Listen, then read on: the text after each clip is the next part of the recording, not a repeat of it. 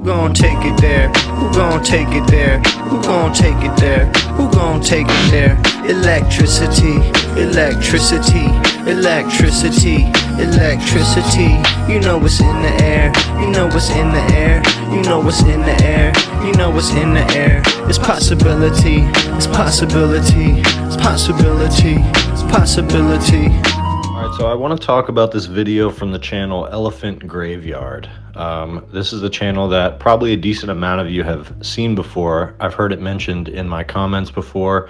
And this guy's videos have been popular in the last 6 months or so, to a year maybe, because he has been making videos about the comedy scene, specifically like the Joe Rogan, Tony Hinchcliffe, Kill Tony scene of comedy, and basically satirizing them and trying to point out that it's kind of bankrupt as a creative project.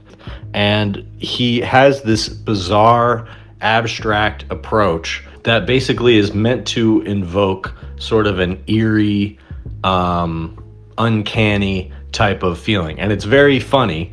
He's like, this guy's basically a genius. I don't know exactly what all goes into making these videos, but they're very detailed, and it's kind of a mixture between like a, you know, video essay, explainer video, and something more creative, more imaginative. And that's why I wanted to highlight it, because I think that not only is this guy, you know, making some of the best content out there, but also this is maybe the most effective method of critiquing the so-called Rogan sphere that I've seen. And it's because it sort of critiques them on their own terms. It takes less of a, you know, sharp critique perspective and more of a sort of like the character that this guy plays, sort of walking himself through these different points, is just very effective at painting the picture. I think he kind of lets you draw your own conclusions, and it's very silly.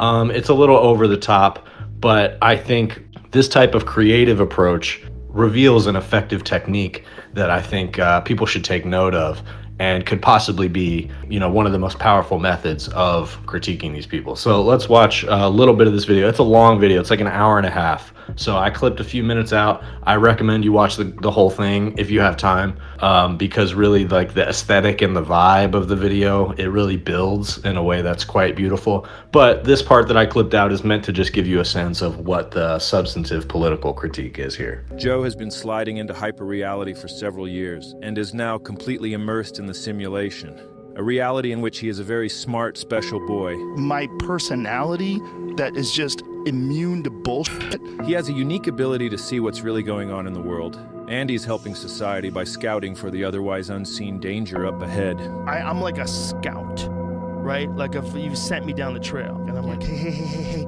there's a cliff. We're running towards a cliff. Stop, everybody stop. There's a cliff!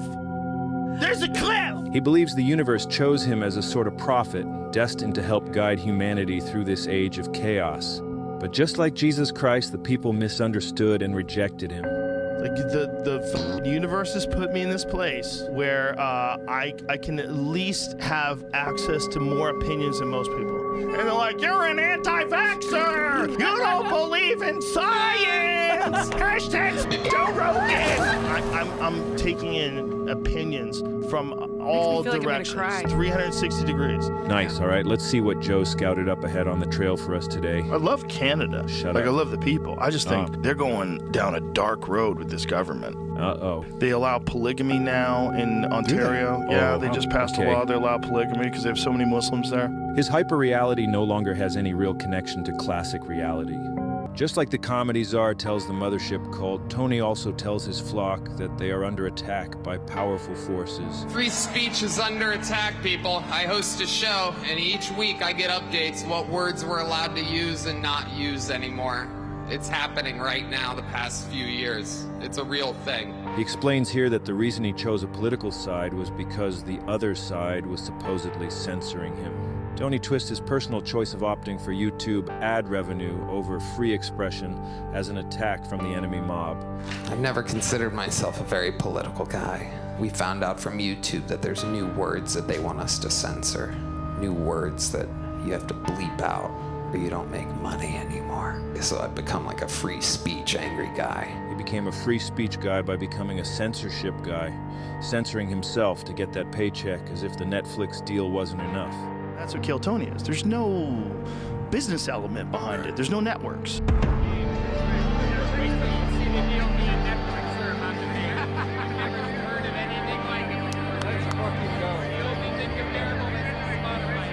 That's the kind of backwards logic that only works inside this comedy simulacrum. Just an incredible example of the ability these cultists have to bend reality. The show is sold as a chance to transcend the rungs of human existence to that higher level, to a high-tier real comedian. That you are indeed the newest golden ticket winner. But what it actually is a multi-level comedy scheme, exploiting people's hopes of getting the hell out of their lives, and funneling money up to the top of the comedy pyramid to the big man, the comedy czar, everyone involved taking a little piece of the pie on the way up. They are a self-fulfilling, prophetic, doomsday cult, run by technocratic billionaires who want the world to crumble so they can rule over its ashes. An Armageddon death cult, obsessed with the demise of humanity, and hell-bent on making it happen as soon as possible. Comedy. I discovered this plot almost by accident, while taking a break from all that thinking. The cult's goal is to destroy what they call the cathedral, which encompasses all the elements of our society that influence our thoughts and beliefs about the world. Everything from public education and universities to cultural industries, the media, and of course the new mainstream media like podcasts. Once all these institutions are destroyed, the cult can assume control of all of them. And then they can dictate public opinion and the direction our society should go, which for them is an authoritarian monarchy run by an autocratic CEO king. They call this the Dark Enlightenment. People have been talking about this already, but for some reason nobody has ever pointed out that comedy is also part of the cathedral. Because comedy is a tool that can cut through the illusion of hyperreality, one that can topple the pillars that uphold a simulacrum. They must destroy it. They've been doing this for as long as comedy has been a thing. And the cult identified their perfect target to infiltrate both the comedy and podcast world, the most gullible man in mainstream media. It was so easy. They just led Joe down the path into the simulacrum with money and validation, and now he's their mainstream media puppet. And comedy is fucking crumbling, taken over by the cult. You think this is crazy? Who are the guys at the top of this cult? It's J.D. Vance. We're letting a grown man walk around in a miniskirt in broad daylight? It's the techno-wizard billionaire. It's Elon, Mark Andreessen. Sure, these things are being censored. It's fucking Peter Thiel. Talk about what's gone wrong in the U.S. because They're all friends of the show. Weird, eh? everything's so much worse. You know, Hello? They use comedy and podcasting as a fun Trojan horse to sneak themselves into the culture. And Joe and all his enablers let it all happen. Just sold out the entire comedy world. All while he preaches about the importance of comedy and how much it means to him. It was a religious calling. It's all a ruse, a great big scheme, a spectacle, comedy kayfabe. 250 comics. In the cult's hyper-reality, he's the head of comedy. But in classic reality, he's the gangrenous toe of the comedy world, slowly spreading its vile infection throughout the rest of its body. It's messed up, man, but that's how comedy got so shit. I mean, I think we all knew it was Joe Rogan's fault, but yeah, I don't know. I don't think most people realize he's just one part of an intricate and pervasive takeover of the entire country. So there's a number of things that this guy is doing extremely effectively. First of all, this content has that sort of like conspiracy theorist video type of feel, which I think is very appealing. It's both satire to that effect and also something that appeals to the very audience that Joe Rogan built his wealth appealing to, is people who like those exact same conspiracy videos that do the same thing. You edit a bunch of clips together along with some like spooky footage and with the music and the right way of putting it together. It's very convincing. People get very, very convinced, even some smart people, if you put sort of a documentary type thing together. in a way that's well edited, it can really stick in people's minds. So using that method in a way that, like I said, sort of invokes the imagination, invokes creativity, and isn't afraid to go over the top is very effective. And the other thing that they're doing that I think is needed in the case of Rogan and Hinchcliffe is mythologizing. He's mythologizing them in a way that I think most critique of them, including my own probably, because usually I'm focused on the rationality of it and critiquing the fact that Joe Rogan presents himself as a rational figure. Obviously he's irrational in the positions that he presents, the amount of times that he has lied or just gotten things wrong. However, this guy completely bypasses that and instead just paints the picture of this whole comedy scene being kind of like a cult with Joe Rogan at the center of it. And so that is the thing that I think everybody, whether it's other people in comedy or, you know, commentators that are just kind of looking from the outside, everybody can see that.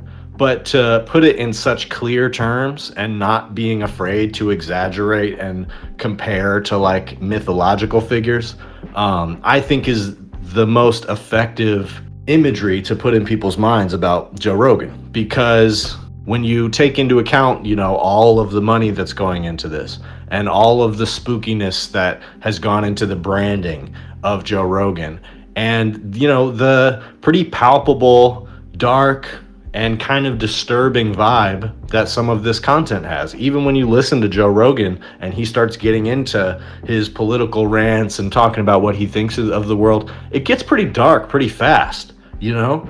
And so it's like, it's a dark worldview that these guys are building over there.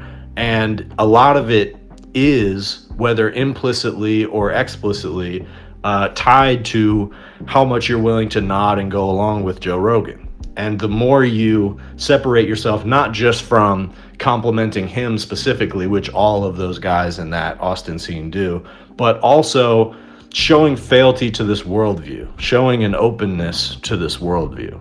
And then by tying that, the general behavior and worldview surrounding Joe Rogan, by tying that to figures like Peter Thiel, he effectively is, I think, pointing at the mechanism of how all this works. That by manipulating a person like Joe Rogan, or for example, Donald Trump, that's one person that if you targetedly manipulate that person's worldview, that will have an enormous effect on the actual world because of the influence that that person has. And so there's different ways of doing that, but mostly what it comes down to is like the network. If you have a target that you want to be exposed to the worldview and you want to sort of exist within the worldview that you're trying to create, you surround them with people in their network that are on that wavelength.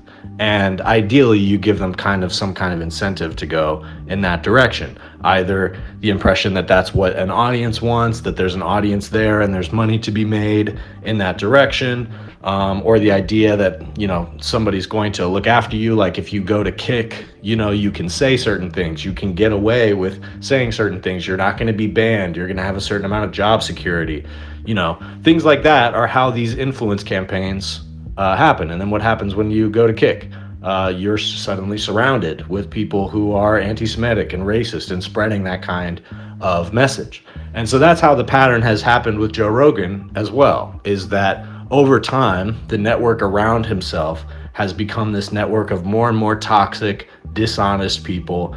Over and over again, he's had these people on his platform that have basically shifted his worldview in this insidious right-wing direction, and convinced many, many masses of people that it's okay to allow themselves to drift in the same direction.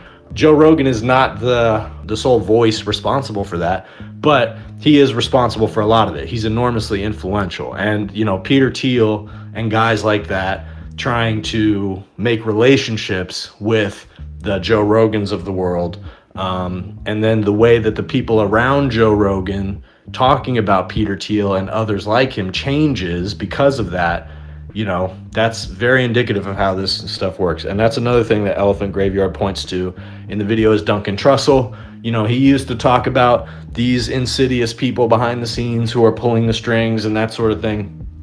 But nowadays he talks differently about that kind of thing. You know, he's one of the people that tells his audience that, you know, people need to calm down about Palantir, or he did this weird thing with the CIA where he wanted to learn more about the CIA and he was like talking to them on his podcast. Just weird stuff. You know, Duncan Trussell is somebody I view as like a genuinely curious guy. But a lot of these dudes I think are just kind of like decent, kind of dumb guys who have gotten completely co-opted. And it's not often that you hear somebody articulate that in a way that is both eloquent and able to reach a wide audience. So kudos to the Elephant Graveyard on that. Like I said, he's one of the best doing it. Highly recommend people go watch that video and the others that he's put out. The only other thing I'll mention for now is that Trump has focused on the Smithsonian in his latest effort to kind of like rewrite the internal processes and programming of the national institutions. And he's been leaning on the Smithsonian, saying that he wants to make sure that the museum is sufficiently pro-American and essentially aligns with his personal worldview about what should be presented about America. So obviously that in itself is problematic, but it's also aligned with what we already knew Trump to do, and he's going to assert himself like this in every place that he can. Very important for anyone who can resist this in any type of way to do so. Because he is definitely going to try to make himself the face of all of these different institutions. And Trump himself and the movement behind him see no issue with one person being able to decide, you know, what's good about America, what's okay for our children to be taught. That's at the center of all of this ideology. And even that Elephant Graveyard video references it, that really the idea that an authoritarian one person, a CEO, so to speak, should be able to make all of the decisions and to unilaterally exercise pretty much all power is pretty central to these guys' ideology. So it doesn't concern them at all that Trump would want that. Now, one of the things that he has said, this has been going on for a couple days, and he in the last day has come out and said that the thing that he doesn't currently like about the Smithsonian's display is that it focuses too much on slavery and, you know, how bad America is or was, that sort of thing. Slavery was an example he gave of what he didn't like that they were saying negative about America. And I mean, that's obvious that would come up, but it is pretty impressive how boldly he was willing to say that. And I think it's a rare case where something Trump says is a little bit more of a liability than usual. I think that Trump has been able to regain a foothold in American politics by getting away from the idea that he is explicitly racist in general. Because when he first won in 2016 and came into office, there was pretty wide understanding that Trump is just a racist person. He has a racist history. It naturally follows that his policy is going to be racist, and he was emblematic of a white supremacist system to a lot of people. But I think during his term, he focused on trying to get away from that impression and, you know, use things like signing the criminal justice reform bill that was passed during his first term, you know, use things like that towards his credibility or the creation of so-called opportunity zones.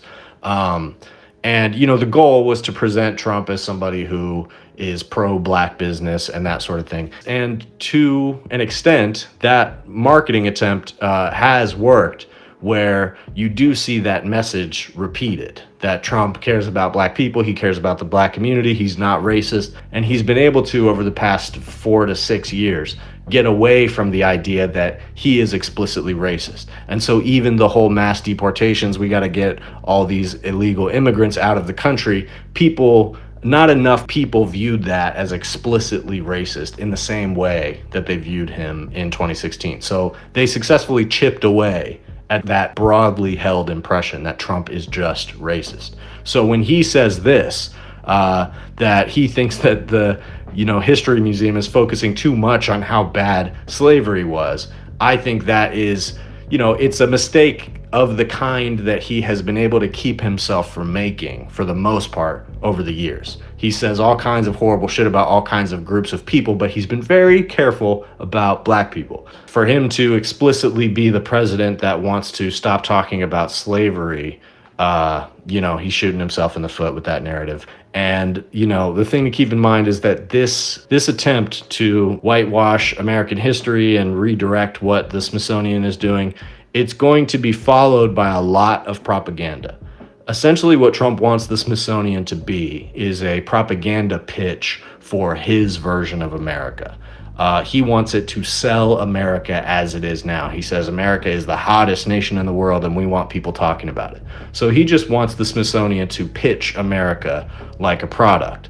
And so not only are they probably going to do that, at least to give something to show Trump, to appease him, but also, there's just going to be an enormous amount of propaganda to that effect coming from the right for the foreseeable future. So the only answer, as they're trying to whitewash these things, and even as they have some success in America's institutions at erasing some of this history, the only option we have is to propagandize to the opposite effect and answer it and be as relentless as they are, and to accommodate for every single thing that they are trying to erase from the record. So anybody who's doing a good job of putting out, counter propaganda to their efforts is definitely somebody to notice. So that's why I appreciate Elephant Graveyard, and I think his method of mythologizing is definitely a technique that could be widely successful.